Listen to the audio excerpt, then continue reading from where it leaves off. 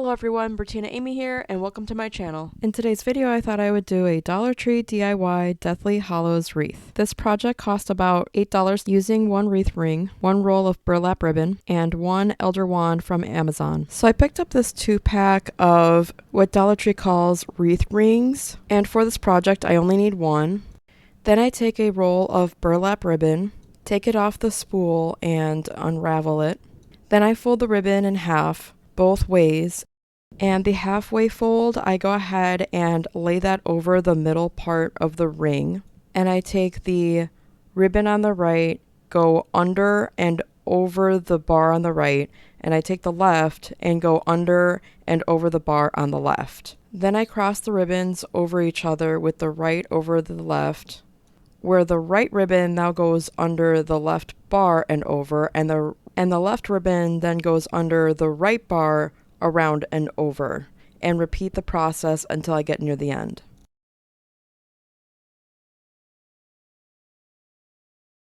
I also tried this process going in the opposite direction, and I discovered that it wasn't covering up the bars as well.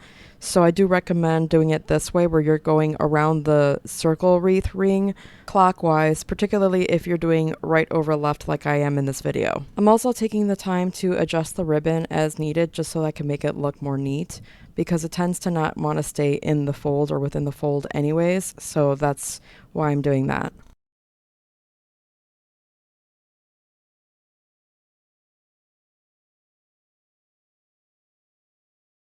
So as I get near the end, I continue the same pattern, and then when I reach the other side where I started, I just make sure to tuck the ribbon behind the wreath so that way you don't see it and it looks as close to continuous as possible.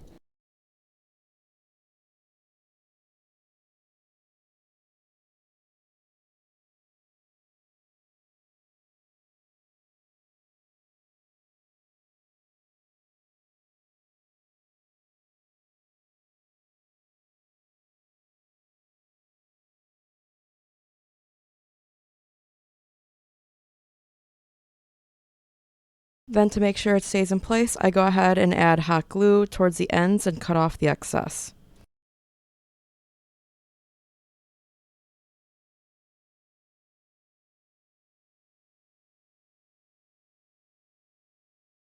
Next, I went shopping outdoors to grab some long sticks that I could find and picked out 3 of my longest sticks to create a triangle around the outside of this circular wreath.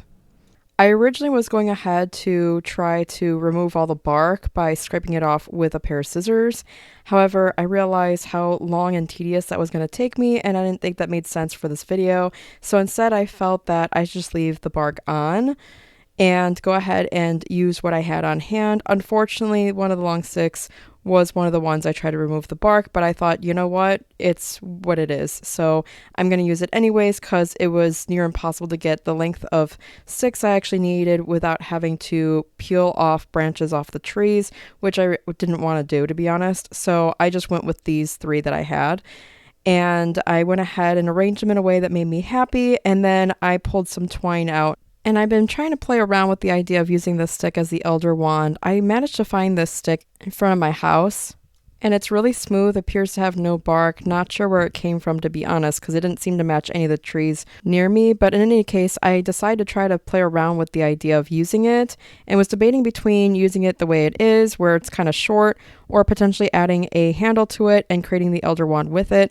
However, just due to the lack of time, I just decided to scrap this idea and wait for a future date where I might try to play with the idea of making my own DIY elder wand. In the meantime, though, I wanted to focus on how to attach the branches to this wreath. So for a quick hold, I went ahead and used some hot glue to attach one end to another, and then I used the twine to go ahead and wrap in sort of a crisscross all of around kind of a fashion. I don't know if that makes sense, but I'm just going every single which way that I possibly can just to ensure that it is attached.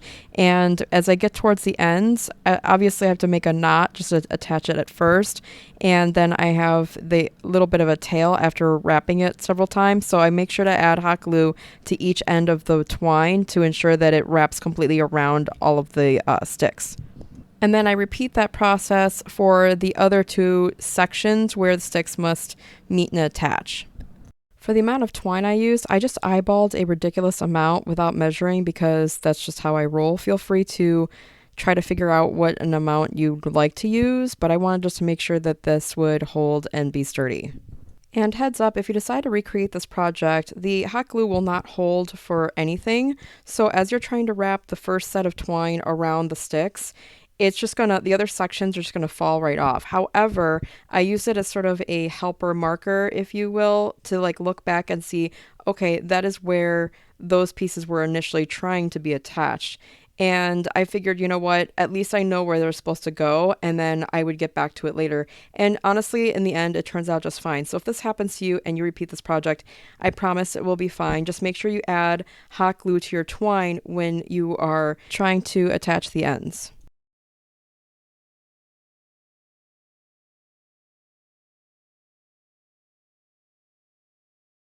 Apologies, I don't know why my screen suddenly changed colors on me, but please bear with me as I go through the rest of this tutorial. So once all the sticks are attached to each other, I set the wreath inside it. And I noticed there were two spots on each of the triangle sides where it touches the wreath. So I decided to take some twine and attach it to two different sections along those sides. And I didn't want to do too much of the twine because I wanted to seem as seamless as possible. And once I was comfortable with how connected it was and sturdy it was, I repeated the process for the other two sides. So here I'm just stringing through the twine through the gaps between the ribbon and around the bar and making sure to get it around the stick as well, and then making a knot towards the back and then going to the other area where it connects and do the same thing and then tying it towards the end and cutting off the excess. And then I just wanted to make sure the tails are at the back, so I go ahead and hot glue them to the back of the wreath itself. I do the knotting rather lightly though because there are two other sections I still have to attach, and I figured I would go ahead and do it lightly so that once all the sides are attached, I can tighten every single spot. I hope that makes sense.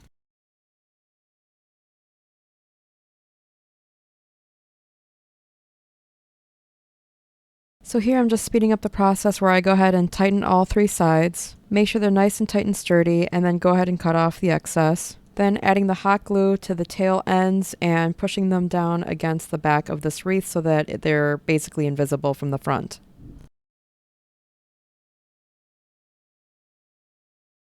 So I picked up this wand from Amazon. As of right now, it's less than $6 on sale.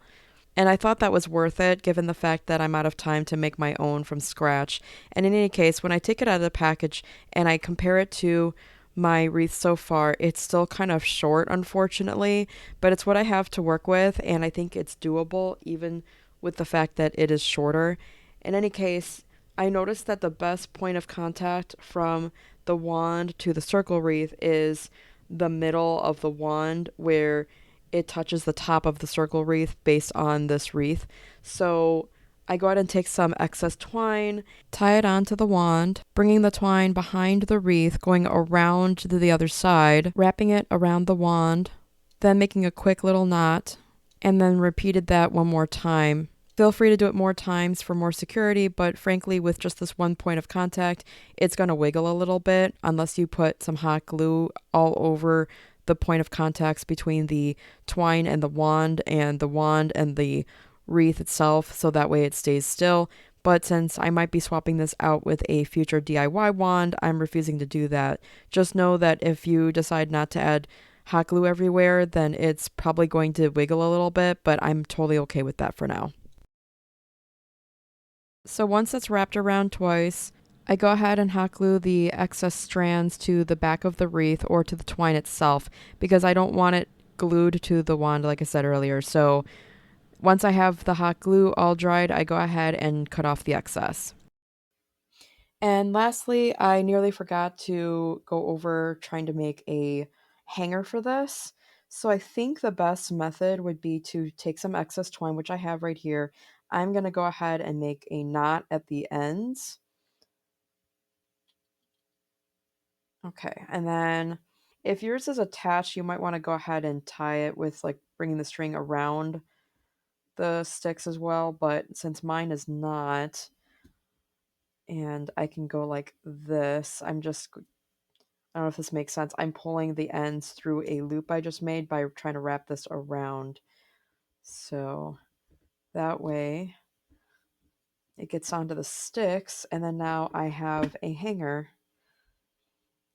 And if you don't particularly like this end being the end that you want, then what you can do is instead, let's see if I could redo this. So instead, when we wrap this around like this, instead of pulling the knot through, you'll pull the loop through the side with the knot. I hope that makes sense. And then we're just gonna try to bring the knotted end. The only problem is then you see the strands here, but you could hot glue it to the back if you wanted to. So I think that's a better look. And then I'm going to go ahead and hot glue these strands on down and cut off any excess.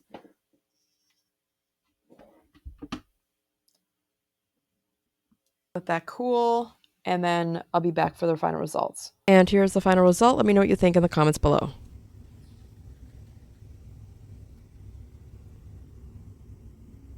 If you enjoyed this video, please smash that like button and subscribe. And until next time, we'll see you in the next one. Thanks for watching. Bye.